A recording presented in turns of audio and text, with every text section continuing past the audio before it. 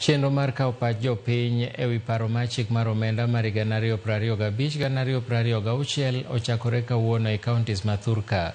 Kawuono chenrono timore e kaunti ma Busia gi Migori, ka Migori itime e Migori TTC. Watudore achiel kachiel gi George Juma mantiere e kaunti ma Migori mondo oketwa e ler mathoth. George, kinyalo winja, thuolo en mari. Erokamano awinji makare kowuok e kaunti ma Migori ka bende kama wantie kar tiegruok mar Migori Teachers Training College kama bende ochan kawo pach oganda ka otenore kod paro mar chik mar omenda ma bende ong'ere kaka Finance Bill 2025. En romo ma bende ne ochan nego chakre kar saa 4 mar okinyi. Kara king'iyo sani en saa 7 ka bende hall ma itoka ne wonde bende timo chenro machal koda mano. Nyaka sani jopiny man kanyo kwanore, ok ginyal bedo mang'eny ne 10. Ka bende wasebedo ka kuom kinde mathoth, ka bende ma osechopo kanyo, gin mobiro mana bang' kinde mok ng'eny ne dakika 20 mokalo. Kama obiro bang' ka koro igonegi simu koni kod koni mondo gichopi. Waneno ka jobura mopogore opogore bende nobiro ka mar kawo pachoga nobiro kae. Machiel kuom gi joburano ma Karachuonyo Adipo Kuome bende ne gibiro ka gibudho. Giyudo ka hall no ni nono, onge ng'at moro amora kendo ne giwuok gidok nyake apis mar county commissioner. Gimachuok en nyaka sama wuoyeni onge chenro mar kawo pach oganda ka otende kod paro mar chik mar omenda mosechakore e olni. Ka bende antie ka kod achiel kuom oganda bende ochopo kasani ma bende obiro mondo ong'e to bende inyalo kawo pache e chenro bende koro oluongi ka okalo kuom od bura mamalo. Hata ni chori machiegni ka watwag matin. Kichung' kanyo king'iyo kacha hata ni chakna gi nyingi. Hall ni nono, imbe aneno ka kore kidonjo dakika machuok mokalo. Ok ang'eyo ne ang'o mileo. To no land ne ok chak kawo pachi paro mar chik mar omenda ni kar saa 4 mar okinyi. Okay, abiro ka nyinga iluonga ni Washington Odhiambo. An jadak ma Migori kae. Wachopo kae Migori TTC mondo mi okaw pachwa e budget madhi mbele sani. To kuom mawi marach nyaka sani onge gimoro amora madhi mbele nikech dhano ok nobedo mobilized. Nyiso ni ji mang'eny ni ok ong'eyo wach chenro ni dhi mbele. Ma an owuon omiya habari mana dakika machuok mokalo manyalo romo 15 kamae.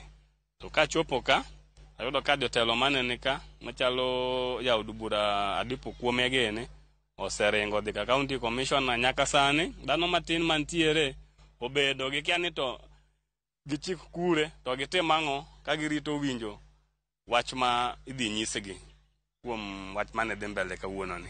Iwacho ni oluonge dakika moro 30 mokalo. In ng'ama oluongi ang'o miyo kok yudo mana ote sani? Ayudo ote kokalo kuom area chief kogona simu kolero na gima dhi mbele mondo onyisa ni mondo mi achopi. Mabiro ayudo ka hall ni gi ji mathin mogi kata par. Na en bende odonjo dakika 5 bang'ano oyudo ka onge ji mopenja to ji onge ka aneno kochako wuok oko kendo mar gate.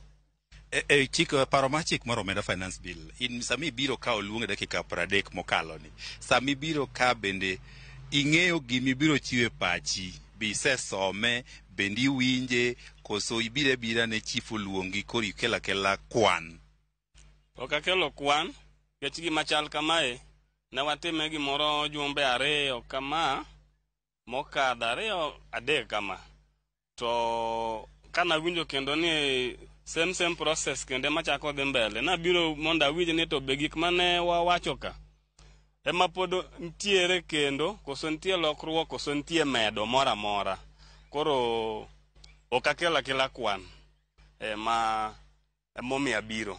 Erokamano wakawo pach ng'ama chielo. Erokamano ahinya kumbaro. Kichung' king'iyo kacha adani chakna gi nyingi. Wabiro e chenro mar dhano golo pach kata oganda golo pach gi paro mar chik mar omenda Finance Bill 2025. Inyalo paro mar higa mar 2014 nokelo ywaruok ma bende piny owacho noweyo. In kaka japiny nyaka sama wuone ni biro ka sadi to geno mari bende osechopo. Kichako gi nyingi. An Alois Odundo. An jadak ma Migori ka. Koro kana winjo ni public participation biro to moloyo na fuaro ni en gima oluwore gi Finance Bill. Koro na gombo ni mondo awinji ni to ang'o giri ma olok manyien, ang'o giri manitie, medruok manitie mondo kore ko chiw pacha nikech machano kelo ywarruok to koro wadwa ni nikech kwe mondo bedi wadwa ni koro maki kelo ywarruok kendo ni biro ka saito chenro mane madhi nyime e ol kama wuok kanye kinyalo miwa picha ne tang'o madhi nyime nyaka sama wuoyi nyaka nabi asetieko almost 1 hour to ng'ama nyisa ni to ji bedo karang'o onge nikech ka ng'iyo toka onge ng'ato ka ng'iyo mbele aneno mana the officials jok ma onego utelnwa e public participation koro an bende aparo I'm thinking aloud ni to ang'o matimore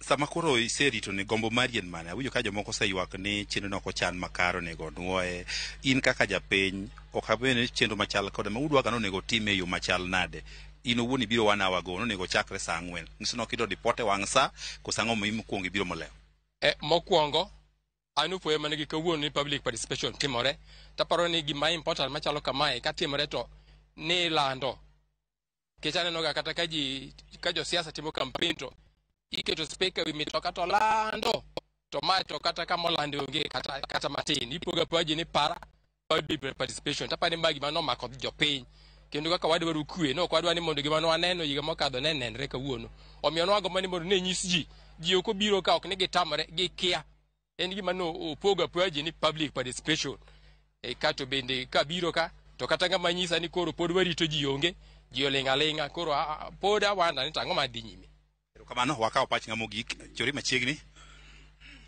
mana kichako gi nyingi king'iyo ka chako gi nyingi ibiro ka sadi to geno mari mar golo pachi paro machik mar omenda be osegi kar nyasa mawuoyi okay erokamano kuom nafasi no an kana biro ka na winjo ni public participation koro abiro ka some 2 hours ago to nyaka sani pok ayudo ok abiro ma abedo disappointed ok anwang'o kaka naparo ok ang'e ne into nido report jomoko wacho no gido report mar biro golo pachgi nido report kanye te yude sadi to geno mari en nade sama koro weche koro ok dhi makare an agile kuom jomoko to gima dwaro ni kind of public finance no to wadwaro nikech ok wadwar koko wadwaro kwe mondo bede thurwa ka omiyo ka wadwaro gima bedo maler ka beni koluong ji no ukel pachgi to nego wabiya mondo wagol pachwa no to pachwa no term na kuite yo maber erokamano kuom paro maler erokamano ahinya tiko kodi